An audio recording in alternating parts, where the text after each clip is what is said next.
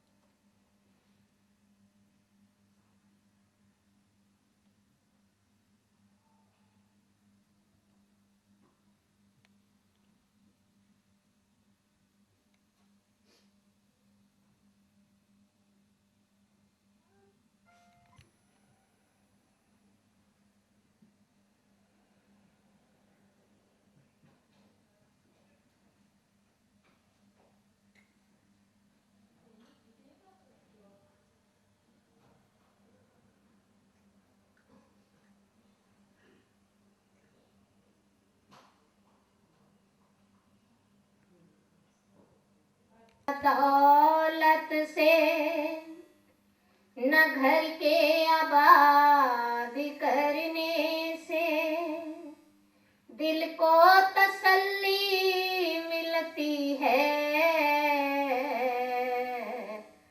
प्रभु को याद करने से।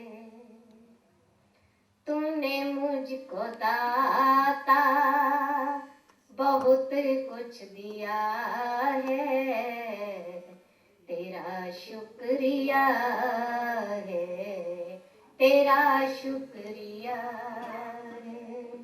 तूने मुझको दाता बहुत कुछ दिया है, तेरा शुक्रिया है, तेरा शुक्रिया। न मिलती मुझको सौगात तेरी तो क्या थी ज़माने में औकात मेरी।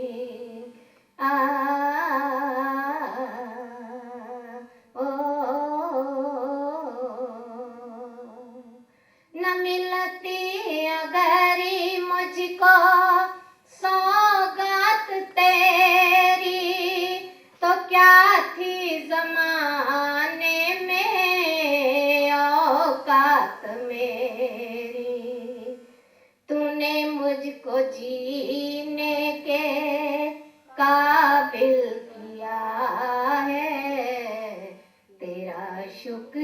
है तेरा शुक्रिया। ध्यान के विषय में दो तरह की विधियां हैं, कुछ करके कुछ प्राप्त करना, और एक दूसरी विधि है केवल बैठना है, कुछ नहीं करना, उससे जो प्राप्ति होती है। तो लाभ, अगर हम जिस विधि से हम लोग चल रहे हैं, केवल कुछ ना करने की विधि से जो लाभ प्राप्त होते हैं, उसके विषय में हम बताते हैं आपको। अगर कोई करने की विधि से कोई लाभ आपको मिल रहा है तो वो हो सकता है इससे मैच ना खाएं आपके, क्योंकि हमारे यहाँ जो साधना करवाई जा रही है वो उपासना की साधना है। तो हमारे पास तीन चीजें हैं खुद की, एक शरीर है, एक बुद्धि है, एक मन है।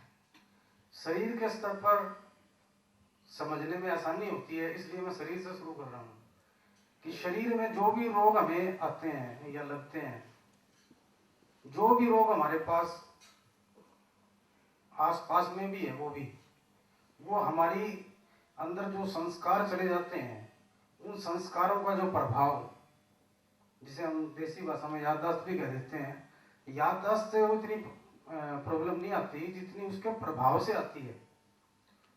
तो जो संस्कार है हमारे, ये मन के माध्यम से हमारे अंदर जाते हैं। हम किसी काम को मन से करते हैं, कोई मन से बहुत मेहनत का काम करते हैं या कोई विचार करते हैं मन से, तो उसका प्रभाव हमारे चित्त पे चला जाता है, क्रियाओं का प्रभाव चला जाता है। तो उसको निकलने का रास्ता आज के समाज में मिलता नहीं।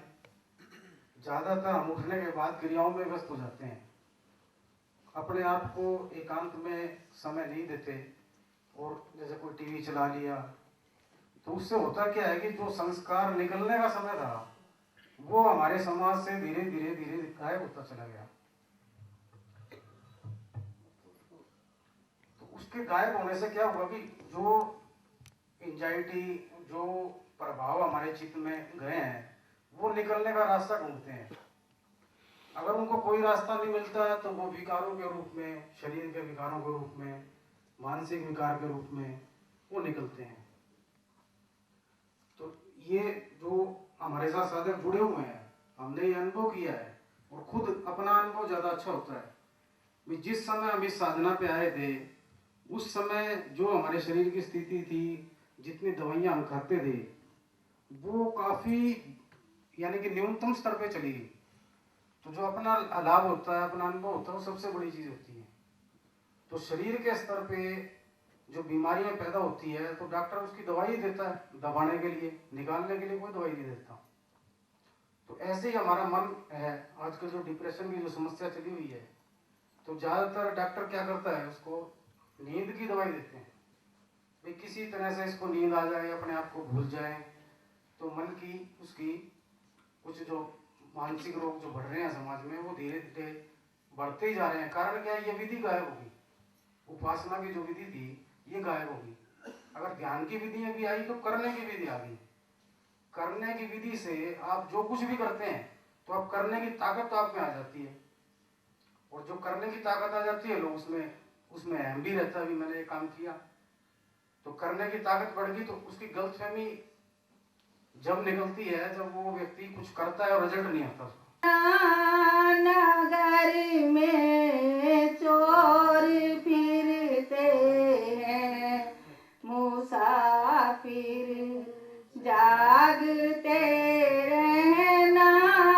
नगर में चोर फिरते हैं, जरा होशियार हो रहना।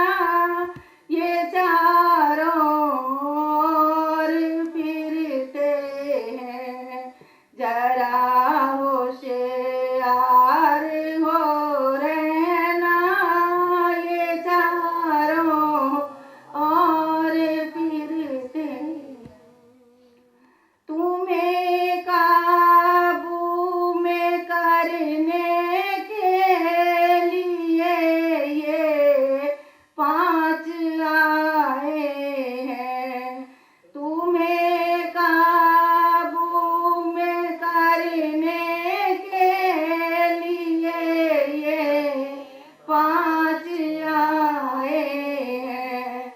बचा ले जान तू इनसे, ये लेकर डोर फिरते हैं।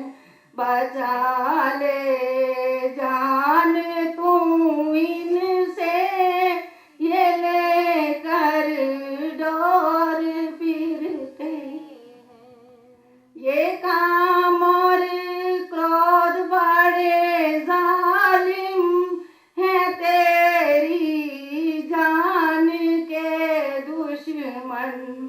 ये काम और क्रोध बड़े जालिम हैं, तेरी जान के दुश्मन। तेरी नगरी में जो हर वक्त करते शोर फिरते हैं। तेरी नगरी में जो हर वक्त करते शोर फिरते हैं।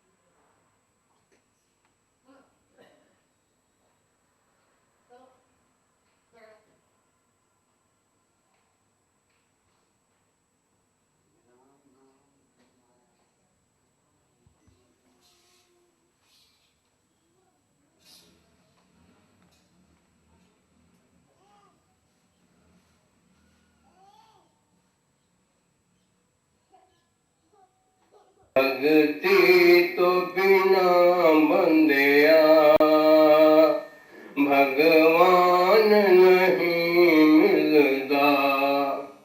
बिना गुरु दे किसे नू भी कोई ज्ञान नहीं मिलदा। बिना गुरु दे किसे नू भी कोई ज्ञान नहीं मिलदा। भक्ति तो बिना बंदिया भगवान नहीं मिलदा। ओ वसदा तेरे अंदर पर तैनू खबर नहीं। ओ वसदा तेरे अंदर पर तैनू खबर नहीं। उसनू वेखन वाली तेरी वो नजर नहीं। युक्ति तो बिना बंदिया भगवान नहीं मिलदा। भक्ति तो बिना बंदिया भगवान नहीं मिलदा। उस धर्मराज ने तां गल धर्म दी करनी है। उस धर्मराज ने तां गल धर्म दी करनी है की कर्म तेरे गल कर्म दी करनी है।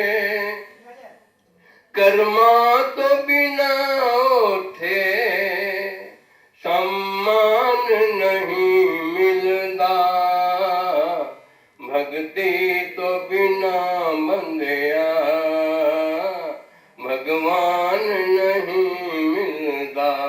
अब छोटा सा भजन। मन बैठ जरा श्री राम जी के चरणों में। मन बैठ जरा श्री राम जी के